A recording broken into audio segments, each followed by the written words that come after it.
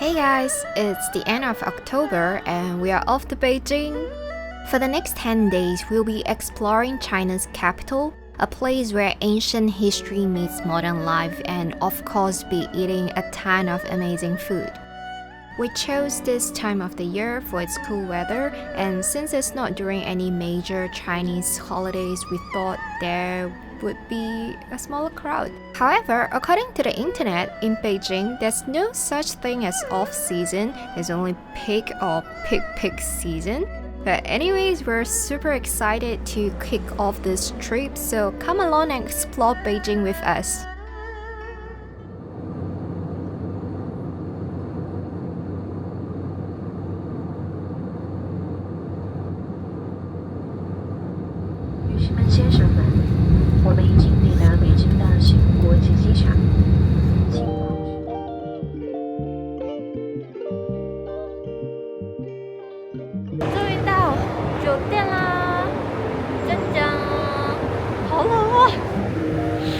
它天气不冷，它是风冷。对，这个风吹着非常冷。Hello， 大家，我们现在已经提前入住了。这个酒店非常棒的一点就是可以帮你拿可以帮你拿快递，然后还可以提前入住。现在才10点出头，它就让我们提前入住。我们做一个小小的 room tour， 就是房间进来，右手边就是洗漱区。哦，它的厕所还有淋浴间居然是分开的。会选这一家酒店的其中一个原因，就是因为它非常的新，真的好新，而且它的装修风格还蛮好看的。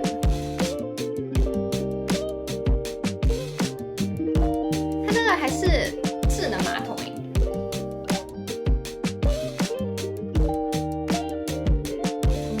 然后这个酒店房间还蛮大的，非常的宽敞。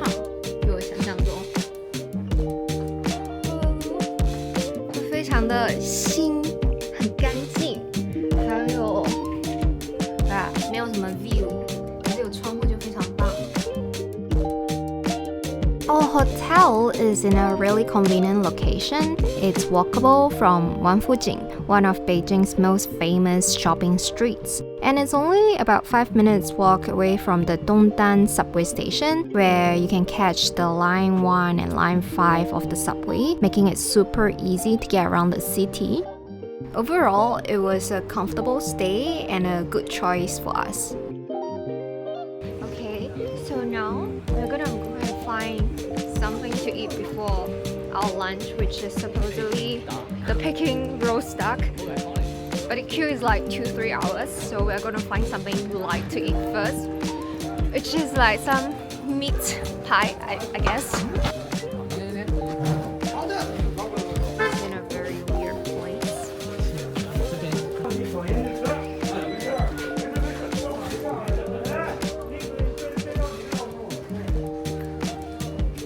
First meal in Beijing.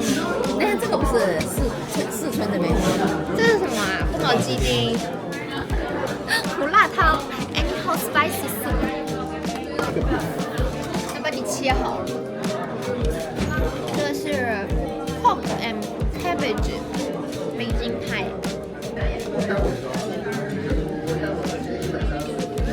这个皮真的很特别，它的酸辣汤 ，QQ 的有一点。它的酸辣汤也是。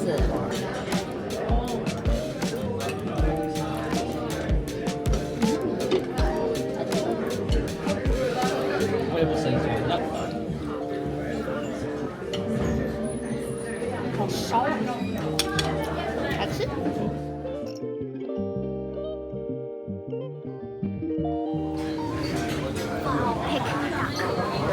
There are too many Peking duck restaurants in Beijing to choose from, so we simply decided to try one of the famous ones near our hotel. Turns out it's really popular. We ended up waiting for more than 3 hours to get a table for Sunday afternoon. One thing to note about eating out in Beijing is that the queues for popular restaurants can get pretty crazy, so it's super important to plan ahead. Most places don't take reservations, instead they use a queue number system. There are a couple of ways to get your number. One is through this app called 大众点评. It's super useful because not only can you grab a queue number online for some restaurants, it's also the go-to app for checking reviews and finding good food in China since there's no Google reviews here. Another way is to call the restaurant directly, tell them roughly what time you plan to come, and they might be able to hold a number for you to eat around that time.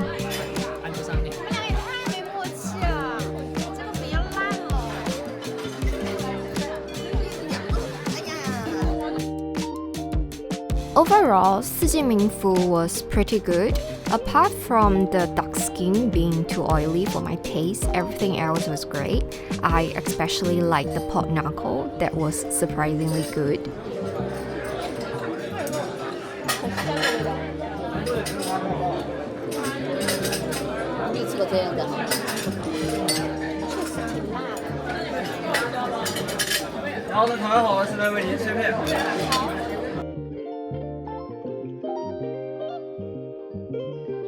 We got this super popular ice cream in Beijing, I think it's only available in Beijing.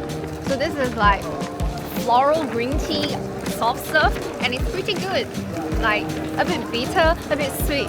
Everything is nicely mixed together, the taste.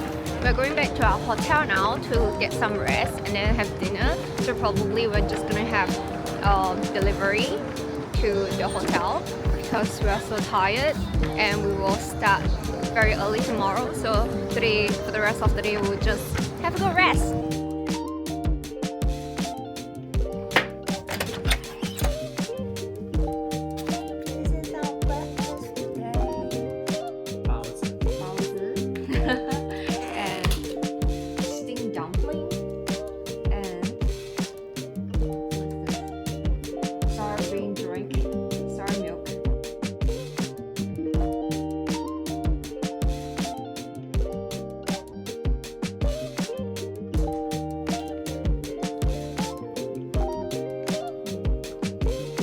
Our plan for the first official day in Beijing was to visit the two summer palaces in the northwest part of the city.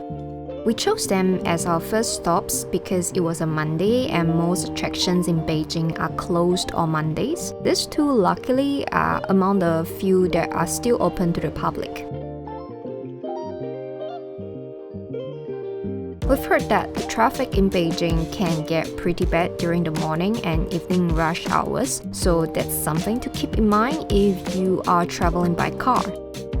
The morning rush usually lasts from 7 to about 10 a.m. and by the time we were ready to head out, it was close to 10, so we decided to book a ride to the east gate of Yuan to start our day. For this trip, we rely on Didi Chuxing through the WeChat mini programs and Baidu Maps to book our rides. P.S. WeChat is super convenient. It's like an all-in-one app where you can do everything from ordering food delivery and booking tickets to scanning QR codes and paying with e-wallet.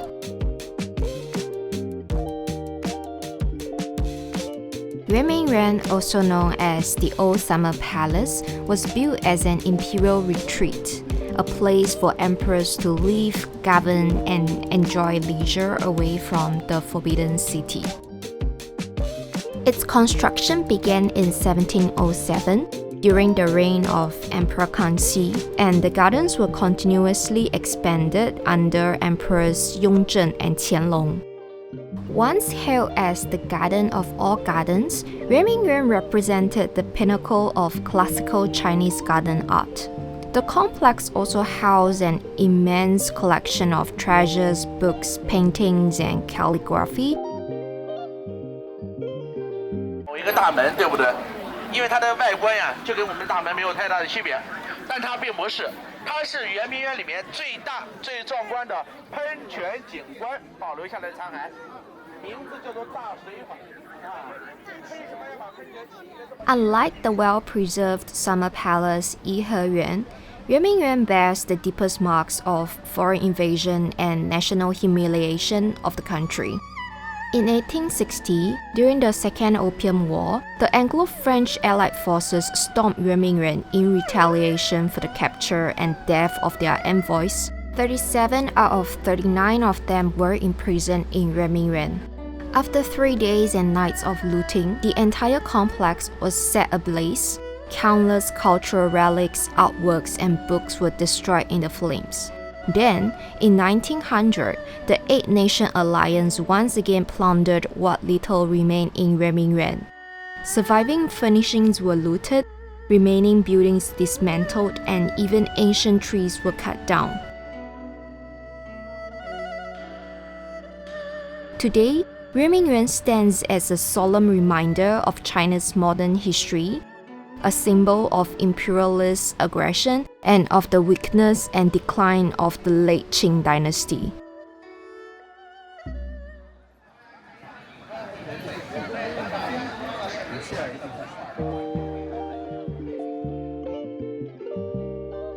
The old summer palace is actually made up of 3 gardens: Yuanmingyuan, Changchunyuan, and Qichunyuan. We spent most of our time exploring Changchunyuan, then hop on a shuttle over to Qichunyuan.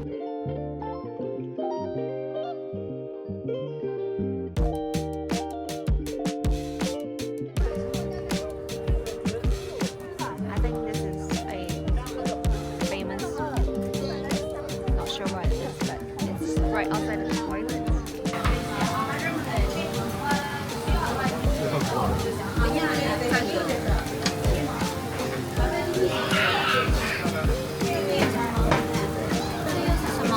不知道，太阳可以直接吃了。是吧？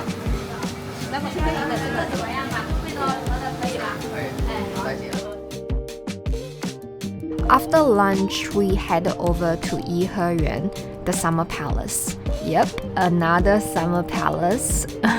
Apparently, escaping the summer heat was really important for the royals.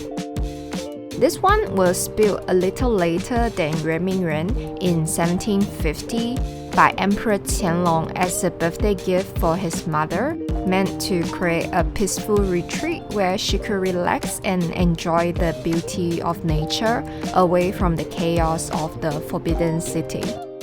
After Yuanmingyuan was destroyed during the Second Opium War, Empress Dowager Siji decided to rebuild and expand Heyan between 1886 and 1895 using funds originally meant for the Navy.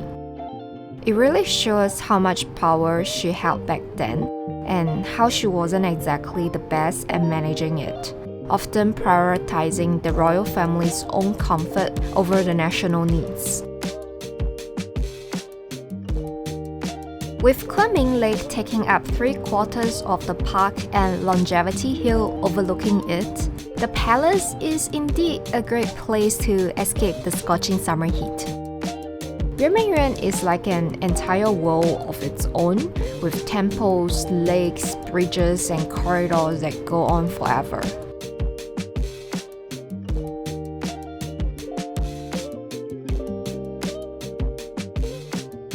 Okay, not sure where we are going, but there's no one here, so it's really good. It's so noisy, and so many people bumping into each other, just trying to get everyone out of their own ways. Wow, this place is really quiet. Some peacefulness in the summer palace, finally.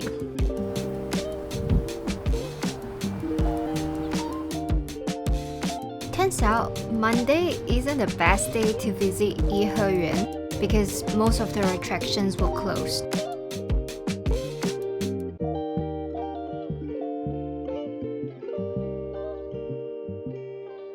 Fortunately, Hua Zhongyou, which literally means travel in a painting, was still open, so we got to wander around a bit and it was actually pretty fun.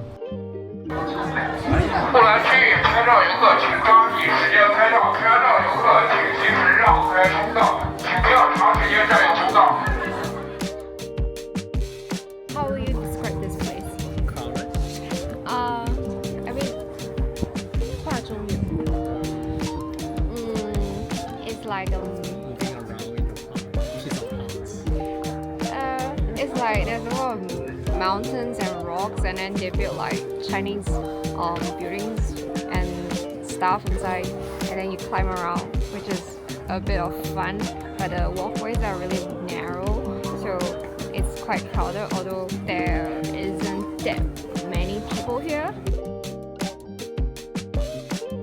We are taking the boat now to a tiny island in the middle. Yeah, so supposedly there's actually the don't know how many holes bridge there where you can see the sunset, which is really nice. I hope it's good weather today, so it should be quite nice.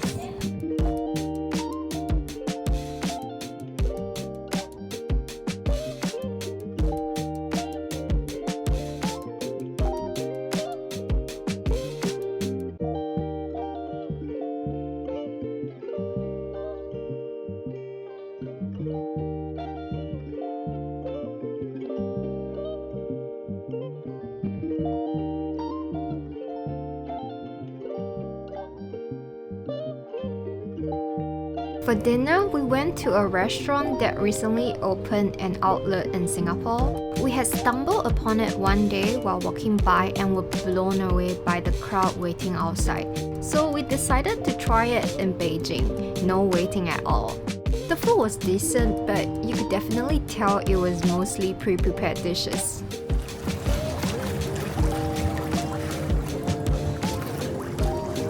And that's a wrap on our first 2 days in Beijing. Stay tuned for more adventures to come.